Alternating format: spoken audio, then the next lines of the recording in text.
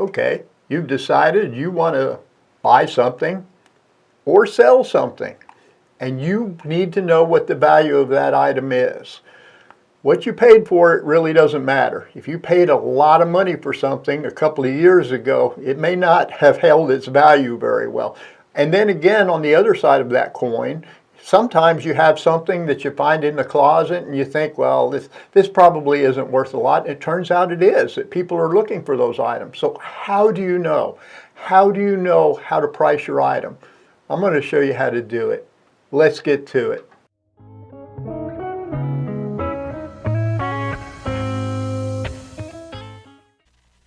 What I'm about to show you can be done with practically anything that people sell on Craigslist or Facebook Marketplace or eBay. This is a way to find out what the value of something is, or lately what it's been selling for. And I'm going to pick on photography equipment. I'm going to pick on one specific kind of camera. You have to know what you're selling. You have to know what your product is. I'm going to be picking on a camera that's called an AE1 Canon camera. This is an old camera. Back when it first came out, the AE1 programmable, it was top notch. It was something that everybody wanted to have because it had features in it that really couldn't find in any other camera. But it's an old camera now, and it's what's referred to as a shelf sitter. Can you still use them? Yes, but they're film cameras, and not a lot of people are shooting with film anymore. So take all this information in consideration when you're buying or selling something. You know, what is the market for this product? Once again, you can ask whatever you want. And if you get that amount and it's highly overinflated and you're okay with that, well, there you go. But really, you want to sell things for what the approximate value is. You want people to get a good deal, and you want to get a good deal. So I tend to stay more in that type of environment rather than try to take advantage of someone. Sometimes people just don't know. Sometimes people will see an AE1 program on Facebook Marketplace and they'll go, they're asking $300 for that camera. I've got one in the closet. It was Grandpa's camera. And I could get $300 for it too. And next thing you know, you look all over Facebook Marketplace or Craigslist, and all these AE1 programs are on there for $300, $350, $400 because people just don't know. And they get caught up in that type of situation. So how do you find out what it really is worth, what they're really going for? Well, here on the computer, I'm going to give you an example. I typed in AE1 program on Facebook Marketplace, and I'm just going to go the very first one that showed up, which was this one up in this corner. It's a Canon AE1 program, has a 50mm lens on it, works well, I just don't use it anymore. And there's a couple of pictures after this. So what do? Copy that or type it in, it doesn't matter. I just don't type very well, so copy and paste works really great for me. And go to eBay. When you go to eBay, paste it in and hit search.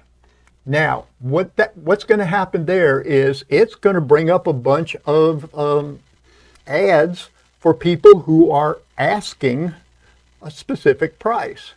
What you're asking for and what you can actually get sometimes are two completely different things. So what do you do to find the value of what your product is? Once again, you can do this with practically anything.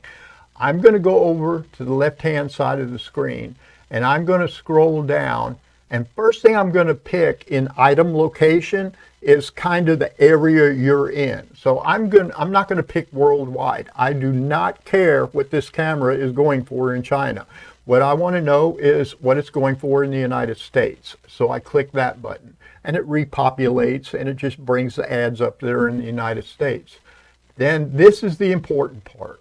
I'm going to scroll down to where it says show only on the left-hand side, and I'm going to click the sold items. I want to know what it sold for recently. And when you do that, I'm going to scroll down again. When you click that, it's going to also automatically click the completed items checkbox, which means it's sold and they got their money for it. So this is the price you can expect to get. And you're going to notice a range. Even when you do something like this, there's going to be a range in the prices. So here's the Canon AE program. One sold literally about 3 days ago. Checked, working, it had free shipping, and it sold for $30. Does that mean all of them are going to be $30? No. You go down to the very next one, and it had a buy it now price, and it had a delivery charge attached to it, and it sold for $130. So there's a substantial difference. There's a $100 difference between these two, and these are working cameras. Now the very next one you go to, we're back into the $30 range, but if you notice, it says parts only. It's untested. So somebody probably found this camera. They have no idea of how to find out whether it works or not. Probably does work. I would venture to say it does work, but it's $30. And then the next one, $100. The next one, $60. So you can see there's a range anywhere from $30 to around $130. So like a $100 range for this older model camera that uses film. You have to understand that you need to know what your product is. If you're selling cameras, you need to know what the shutter count is in that camera, whether you're buying or selling. The shutter is the mechanical device that goes over the sensor, and it opens and closes. And every time it does that, since it's mechanical, it reduces the amount that it'll do it past that, which means it's kind of like buying a car and having the mileage. You don't buy an older model car unless you know what the mileage is. Same thing on cameras. That mechanical shutter is going to wear out. It is projected to fail, and there's a number for the failure. The higher end cameras, the more professional cameras, they may have 400,000 times that shutter will open and close before it's projected to fail. And that camera may go to 1 million and still not fail. It tends to be the lower end cameras that have a shutter speed of, let's say, 100,000, where 100,000 activations where it's wearing. And a lot of those don't get anywhere even close to that. They might get 60 or 70,000, nowhere near the 100,000 mark. So you have to know your product. You have to know what it is you're selling. So once again, we'll go back to the screen, and we saw that it's anywhere from $130 to $30. And we go back to Marketplace, and that one specifically was $250. I'm gonna X out of that one. So you can just see that there's even a range here. So here's the problem. Somebody put this camera up for $250. If they get it and they feel okay with selling a $30 or $40 camera, or maybe at the max a $130 camera for $250, and they're okay with that, that's them.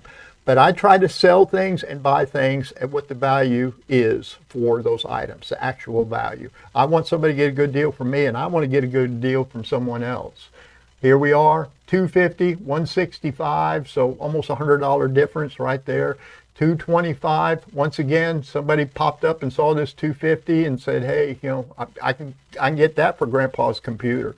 Then we go to $140, $125, and they go all over the place. So you got to know what it is that you have, and if you want a rough estimate, a good idea of what the value is, use the eBay sold items to find out what they've gone for, depending on the condition, that day, that week, that month, and that'll give you a good idea of what your item is worth. So that's how it's done. Pretty simple, right? If you like this video, if it helped you out, if it'll help promote what you do, whether you're buying things or selling things, please subscribe to my channel, like it and share it, and I would appreciate that a lot. And I hope you have a great day.